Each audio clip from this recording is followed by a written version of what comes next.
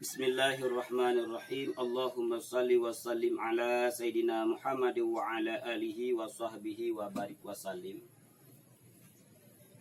Riyadah yang dijalani oleh orang-orang yang bertarikat untuk mencapai tahap selanjutnya, maka si salik, orang yang sedang melaksanakan suluk, riyadah yang dilakukan oleh para sufi agar mereka dapat mencapai ma'rifah adalah dengan zikrullah, dengan zikir. Zikir yang dilakukan di sini adalah ada 5 tempat. Yang pertama yaitu qalbun, 2 jari di bawah puting susu. Kemudian ruh, 2 jari di bawah puting susu kanan. Kemudian sir, 2 jari di atas puting susu kiri. Kemudian khafi, 2 jari di atas puting susu kanan. Dan akhfa berada di antara sir dan khafi. Di 5 tempat tersebut terdapat sifat baik dan sifat buruk. Ada sifatus sayyi'ah, ada sifatul hasanah, sifat buruk dan sifat baik. Ketika seseorang sifat buruk mendominasi, maka sifat baiknya akan terpendam. Dan ketika sifat baiknya mendominasi, maka sifat buruknya akan terpendam.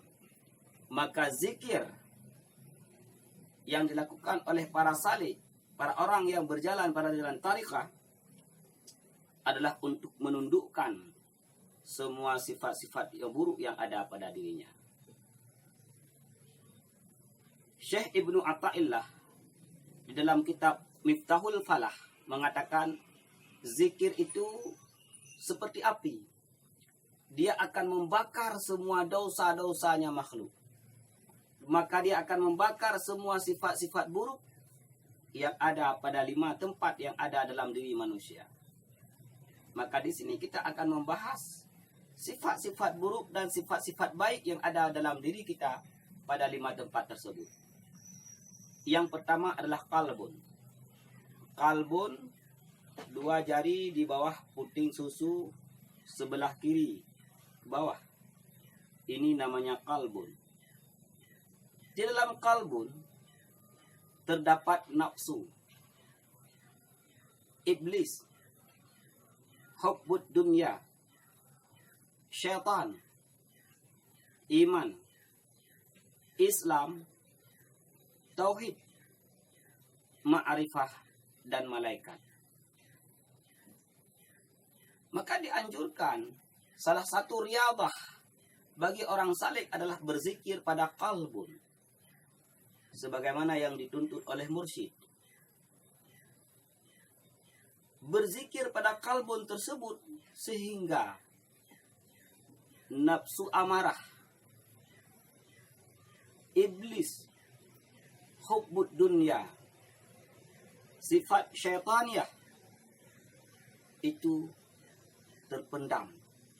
Walaupun dia tidak akan hancur, walaupun dia tidak akan mati, walaupun dia tidak akan hilang, setidaknya terpendam, terbenam. Maka ketika nafsu amarah, nafsu yang tidak baik hilang pada diri kita, terpendam, ketika iblis terpendam, ketika hubbud dunya terpendam, ketika sifat syaitaniyah yang ada pada diri kita terpendam, maka pada diri kalbun tersebut akan lahirlah iman, akan lahirlah Islam, akan lahirlah tauhid, akan lahirlah ma'rifah, akan lahirlah malaikat. Maka ketika itu si salik akan senantiasa memperlihatkan sifat-sifat baiknya, imannya yang kokoh, Islam yang number 1, tauhid yang nomor 1, ma'rifah, beribadah hanya kepada Allah Subhanahu wa taala. Dia mengakui yang bahwa dianya adalah Abdul Zalil, hamba yang begitu lemah. Allah Subhanahu wa taala adalah Rabbun Aziz, Tuhan yang begitu megah. Ini pada qalbun. Kemudian zikir selanjutnya dilakukan adalah pada ruh. Ruh berada 2 jari di bawah puting susu sebelah kanan. Di dalam ruh tersebut terdapat loba, kikir, dan qanaah. Ketika seseorang berzikir pada ruh dengan tuntunan sebagaimana yang dituntun oleh para mursyid, maka ketika itu lobanya tertanam, terpendam, kikirnya terpendam, maka lahirlah sifat qanaah, merasa cukup atas apa yang telah diberikan oleh Allah Subhanahu wa taala. Maka dia akan mengenali batasan-batasan halal haram, batasan-batasan makruh syubhat, dia akan meninggalkannya. Yang selanjutnya adalah sir, 2 jari di atas puting susu kiri sebelah kanan. Di dalam sir tersebut terdapat sifat pemurah, dendam, syukur, dan sabar. Maka sumber dendamnya seseorang adalah ketika sir ini tidak pernah dibumikan dengan zikrullah, dengan zikir-zikir kepada Allah Subhanahu wa taala. Ketika seseorang berzikir pada tempat sir, maka hilanglah, tertunduklah sifat dendam. Maka ketika itu akan lahir pada diri seseorang yaitu sifat pemurah, sifat pengasih, sifat penyayang. Yang tempat yang selanjutnya adalah khafi, 2 jari di atas puting susu sebelah kanan. Dalam khafi tersebut terdapat sifat dengki, munafik, syukur, dan sabar.